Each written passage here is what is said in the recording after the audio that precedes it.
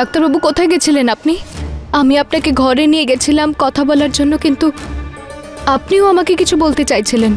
এবার আপনি বলুন, আমি সব শুনবো। বলুন কি বলতে চাইছিলেন আমায়, কি বলবেন বলছিলেন?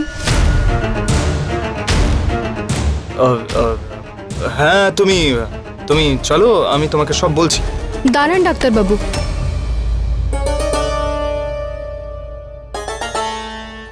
এই পোশাক আপনি কখন বদলালেন?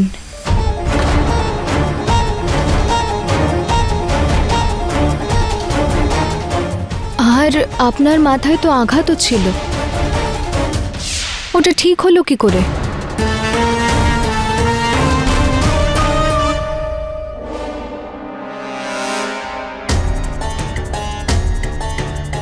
আমাকে আয়ুষ্মানকে আটকাতে হবে, কিন্তু বুঝতে পারছি না কি করে আটকাবো। আয়ুষ্মান, তুমি কি বলতে চাইছিলে বলো না প্লিজ। এখানে না, গয়নার সামনে বলবো, চলো। আরে কিন্তু আয়ুষ্মান। কি হলো ডাক্তারবাবু, আপনি চুপ কেন আছেন? এই মেয়েটা তো দেখছি বেশি চালাকি করছে। এবার কি করি, কি বলবো ওকে? বলুন না ডাক্তারবাবু।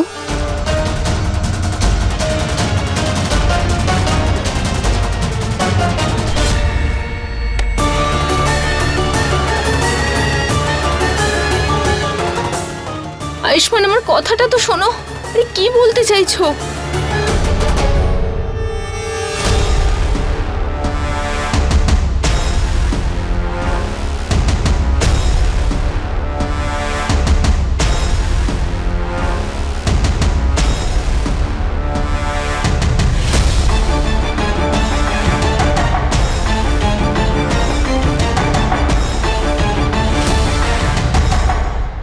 ডাক্তারবাবু বলুন, আপনি চুপ কেন আছেন বলুন।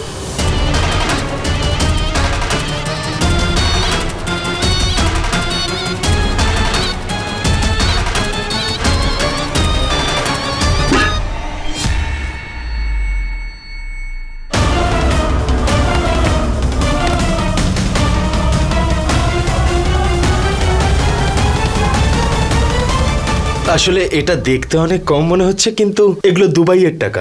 মানে বলতে চাইছি যে এগুলো দিরহাম। এর একটাকে আপনারা 20 গুণ ভাবতে পারেন। কি?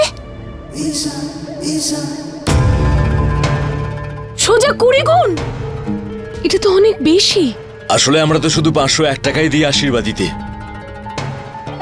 আচ্ছা, কতবার আশীর্বাদী দিয়েছো? আসলে আমরা বলতে চাইছি যে আমরা শুনেছি যে এখানে আশীর্বাদে 501 টাকা দেওয়া হয়, কিন্তু আমরা ভাবলাম যে ঈশা আমাদের একমাত্র বোন, তাই ওর পছন্দের সম্বন্ধের জন্য 5,01,000 টাকা দিচ্ছি আমরা। কি?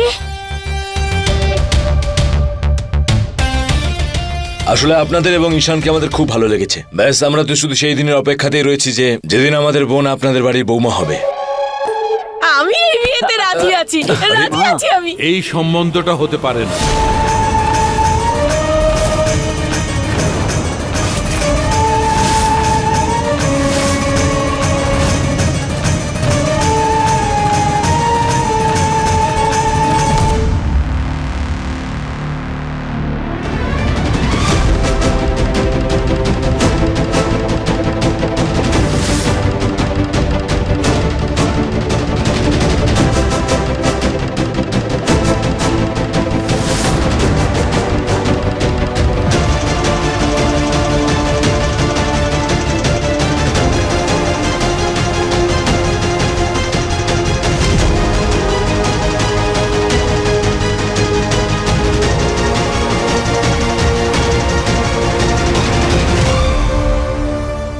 এটা কি বলছো তুমি? ওর সাথে আমার ছেলের বিয়ে কেন হবে না? আরে এত সংস্কারী মেয়ে ও, যে কিনা আমাদের ব্যাপারে এত কিছু ভাবছে। হ্যাঁ, আর এমনিতেও হাতের লক্ষ্মীকে এভাবে কেউ, মানে আমি বলছি যে এই বিয়েতে কেন রাজি হচ্ছ না? বৌদি, আমি বারণ করছি না। দিদি এখানে নেই, উনি ছাড়া আমরা এই সিদ্ধান্ত নিতে পারি না। একবার দিদি আসুক, তারপর সিদ্ধান্ত নেব। আরে আমার সম্পূর্ণ বিশ্বাস আছে দিদি যদি এখানে থাকতো এই সম্বন্ধে রাজি হয়ে যেত। আর যদি দিদি কোনো অসুবিধা হয় আমরা কথা বলে নেব। তাই না? আমার তরফ থেকে তো এই বিয়েতে পুরোপুরি মত আছে। হ্যাঁ, থ্যাংক ইউ আন্টি আমাকে মেনে নেওয়ার জন্য। আরে শোনা, সর মাঝখান থেকে সর, এটা ধর। আরে মা আর আন্টি বলো না, এবার থেকে তুমি আমাকে মা, মাকে ইংলিশে কি বলে? মম। বোম? মম। আচ্ছা মম, আজকে থেকে তুমি আমাকে মম বলবে। হ্যাঁ, ভালো লাগবে মম। ঠিক আছে। তোমরা আমাদেরকে এত কিছু দিয়েছো, তাই আমিও তোমাকে একটা কিছু দেব। এই নাও, দাও। কোন হাতে পড়বে? এই হাতে? এটা তোমার জন্য, বিয়ে পাকা হওয়ার আনন্দে। কি প্রয়োজন ছিল এসবের? ওয়াও ঈশা, এটা পরে তো তোমার খুব ভালো লাগছে। হ্যাঁ, সুন্দর তো লাগবেই। এটা আমাদের পারিবারিক গয়না, আমার হবু বৌমার জন্য। ঠিক আছে, তাহলে আমরা পুরোহিত মশাইয়ের সঙ্গে কথা বলে ঈশা আর ঈশানের বিয়ের ডেটটা ফাইনাল করে ফেলি। হ্যাঁ হ্যাঁ হ্যাঁ হ্যাঁ আসছি আমরা। হ্যাঁ মা এটা ধরো। হ্যাঁ হ্যাঁ, তাড়াতাড়ি যা, তাড়াতাড়ি যা। বাই। আরে আরে আমার শোনা মা, এসো এসো। নমস্কার, আসছি। হ্যাঁ come. চলো আমি তোমাকে ড্রপ ও করে নো দিচ্ছি। প্লিজ, তুমি মমের সাথে থাকো। শিওর। ইয়া ওকে বাই।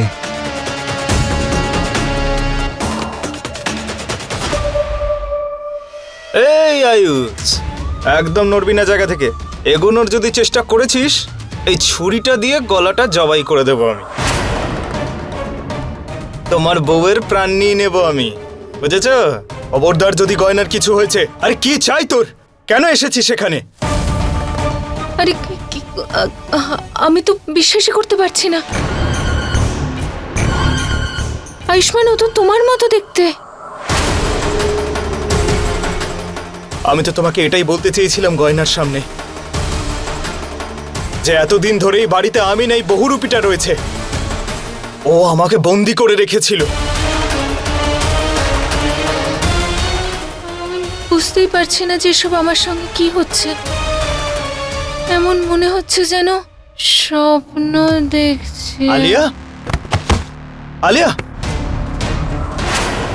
এই নাও, এবার এনাকে সামলাও।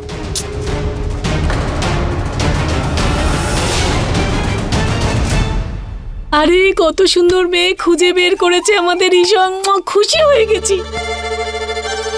দিদি ভাই, দিদির আসার আগেই তুমি সম্বন্ধে না হয় রাজি হয়ে গেলে, কিন্তু অন্তত ওর আসল জন্মদিনের তারিখটা বের করে ওর কুষ্টি ঈশানের সঙ্গে মিলিয়ে নিয়ে ওর মা বাবার সঙ্গে দেখা করতে পারতে। আমি বলছি তো দিদি ভাই, এই মেয়েটা ঈশানের থেকে তো অনেক বড় বলে মনে হচ্ছে। না কাকিমা, এরকম কিচ্ছু না। ও তো বললো আমরা সেম এজের। আরে কমলা একটু বেশি মেকআপ টেকআপ লাগিয়ে দিয়েছে তো, তাই জন্য ঈশানের থেকে ওকে দেখে বড় মনে হচ্ছে। তুমি একদম চিন্তা করো না, আমি সব সামলে নেব। হ্যাঁ, আয় যাক, দেরি করে হলেও আমার জীবনে এবার পাল্টাতে চলেছে। একটা চুড়ের জায়গায় দুবাই থেকে অ্যাটাচি ভরে ভরে আমি সোনা নেব। হ্যাঁ, এই হিরো হিরালাল, বললাম না এগোবি না? এবার কানের পর্দাটা খুলে ভালো করে শোন আমার কথা। ঠিক যেমনটা বলছি তেমনটাই কর। এক সেকেন্ড। এই নে,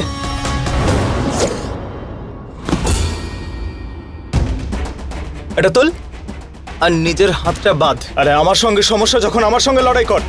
আমার স্ত্রীকে কেন মাঝখানে নিয়ে এসছিস? চুকার, বেশি গলাবাজি করবি না।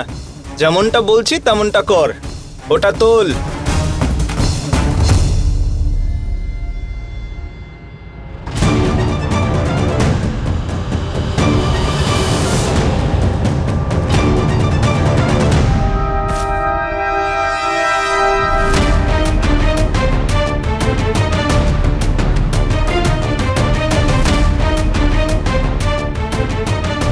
ঠিক আছে, তুই যেমনটা বলবি তেমনটাই করছি, কিন্তু গয়নাকে ছেড়ে দে। এই তুই না একদম পাকামো মারার চেষ্টা করবি না, যা বলছি কর। বেশি চালাকি করছে।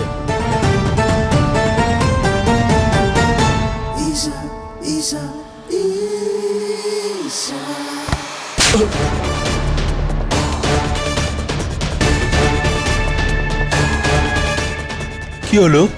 মারলে কেন আমাকে? যখনই দেখি তখনই মারো আমাকে। তো তো তো তুমি যেরকম বলেছিলে সেরকমই তো করেছি আমরা, তাহলে কেন মারছো? এত ওভার অ্যাক্টিং করার কি প্রয়োজন ছিল? হ্যাঁ, আমরা তো অপেক্ষাই করতে পারছি না যে কবে আমাদের বোন এই বাড়ির বউ হবে। এরকম ভাবে কে কথা বলে প্রথমবার দেখা করে? এই যে নর্মাল ভাবেও তো কথা বলা যায়। বুঝিয়ে বুঝিয়ে আমি আর পারি না। এই নাও তোমাদের কাজের টাকা। যেভাবে তোমরা দুজন নকল ভাই সেজে এসেছিলে, সেরকমই নকল মা আর বাবারও প্রয়োজন। আর প্লিজ বুঝিয়ে দেবে ওদেরকে ওভার অ্যাক্টিং এর প্রয়োজন নেই। যাও এখন।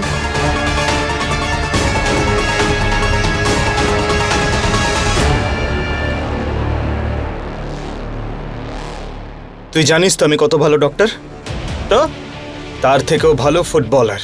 আরে কি বলছিস, কি মাথায় কি পোকা নড়ছে নাকি?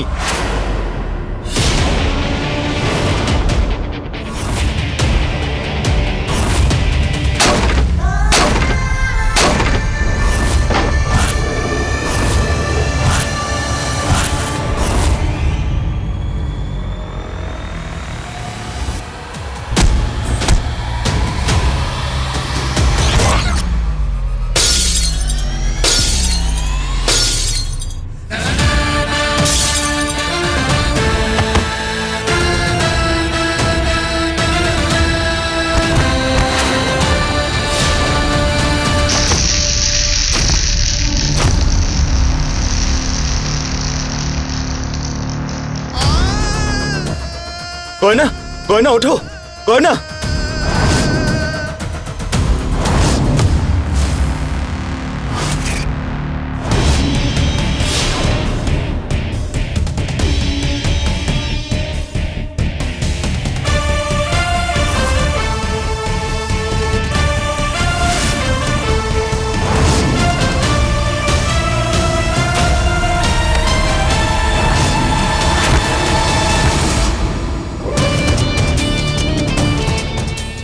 আজকে ছাড়বো না আমি তোকে, আজকে তোকে আর তোর খেলা সব শেষ করে দেব আমি।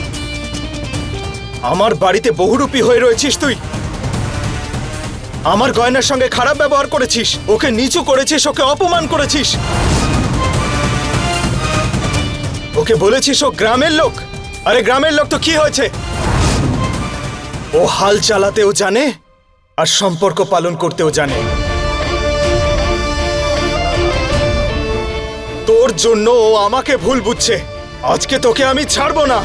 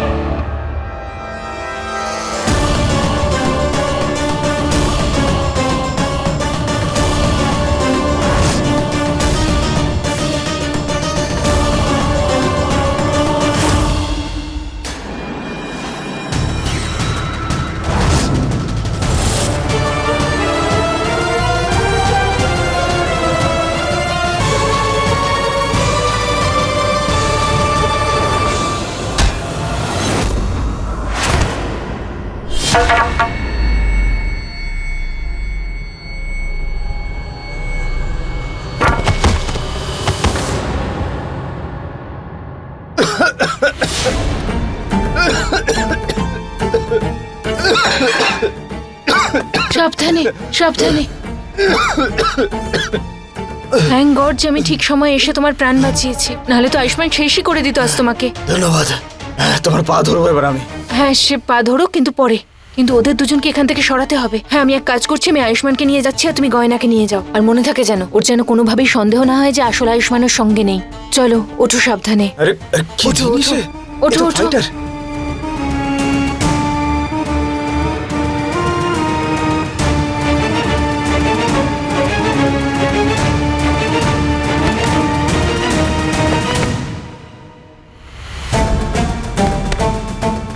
আরে একে তো আমি তুলবো, আমায় কে তুলবে? গ্রামের লোকেরা খুব খায় নাকি? ও,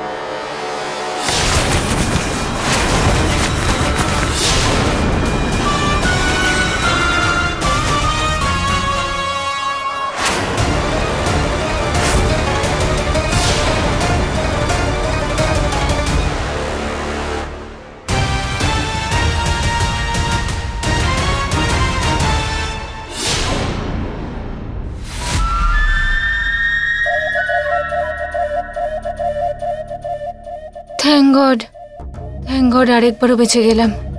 আরো কিছুক্ষণ আয়ুষ্মান কিভাবে লুকিয়ে রাখতে হবে। একবার পূর্ণিমার রাত চলে গেলেই নিজে নিজেই সব ঠিক হয়ে যাবে।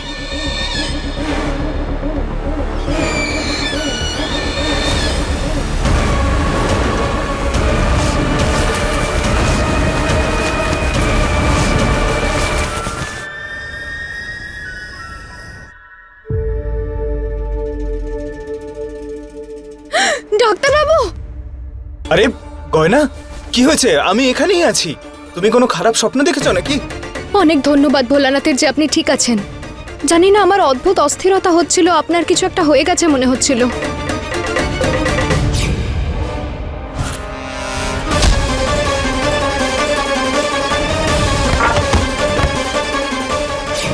বাহ, একেবারে কানেকশন জুড়ে জট পাকিয়ে গেছে। একদম ঠিক মনে করেছো তুমি। তোমার স্বামী একদম ভালো নেই, আর না কোনোদিন ওকে দেখতে পারবে তুমি।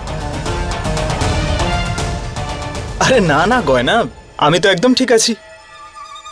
আরে বরং তুমি ঠিক ছিলে না, দুর্বলতার জন্য কথা বলতে বলতে অজ্ঞান হয়ে গিয়েছিলে।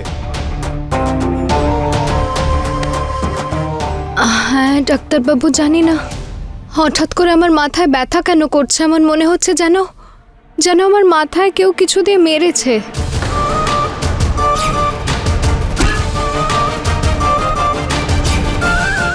আরে কি বলছো কি তুমি? আমি থাকতে তোমাকে কেউ ছুতেও পারবে না। আমি আছি তো, আমি কিচ্ছু হতে দেবো না তোমার।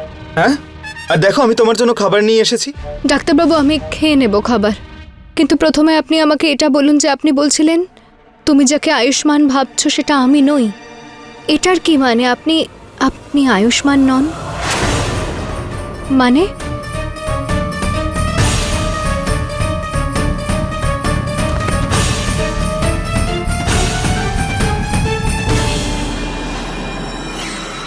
হ্যাঁ গয়না, আমি তোমার আয়ুষ্মান নই। কি? আরে গয়না, আমি তো মজা করছিলাম। আমি তো এটা বলতে চাইছিলাম এখন আমি সেই আয়ুষ্মান নই। আমি না নিজেকে পরিবর্তন করেছি। আমি বুঝতে পেরেছি যে গত কয়েকদিন ধরে আমি তোমার সঙ্গে খুব খারাপ ব্যবহার করেছি। আসলে আমি আমার মেডিকেল লাইসেন্স নিয়ে একটু বেশি চিন্তা করছিলাম। তবে এখন আমি তোমাকে কথা দিচ্ছি যে আমি এখন থেকে শুধু তোমাকে ভালোই বাসবো, আর আমি তোমার খেয়াল রাখবো।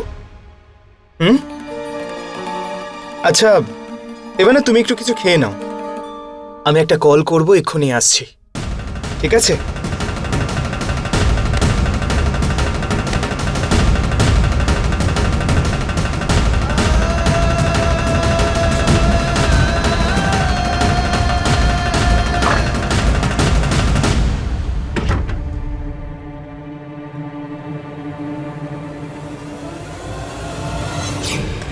ডাক্তারবাবু, এটা এটা কি অবস্থা করেছেন নিজের?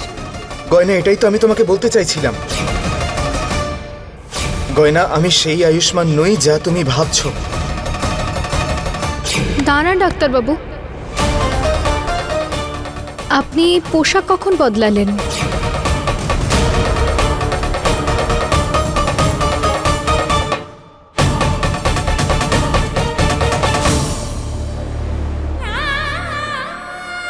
এসব কি হচ্ছে? কিছুক্ষণ আগে যে ডাক্তারবাবুকে আমি দেখেছিলাম উনি অস্থির ছিলেন, কোনো একটা বিষয় নিয়ে চিন্তা করছিলেন।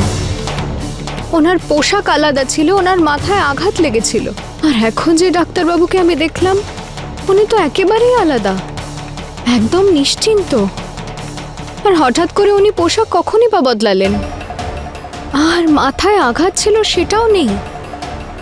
হে ভোলানাথ, আমি কি একটু বেশি ভাবছি নাকি নাকি এমন কোনো বিষয় আছে যেটা আমার সামনে আছে কিন্তু আমি বুঝতেই পারছি না?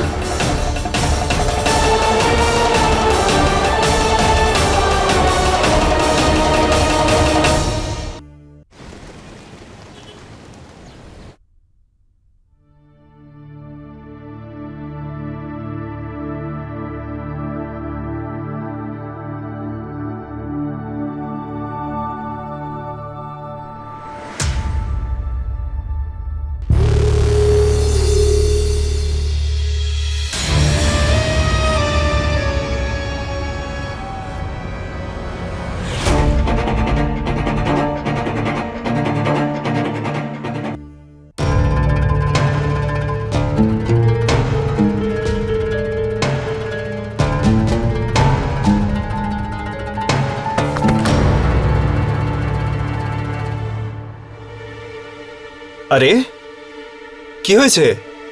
আমি আমার নিজের বউয়ের সঙ্গে রোম্যান্স করছি, সেটাও করতে পারবো না আমি? ডাক্তারবাবুর স্পর্শ আমার খারাপ কেন লাগছে? উনি আমার ডাক্তারবাবু হতেই পারেন না।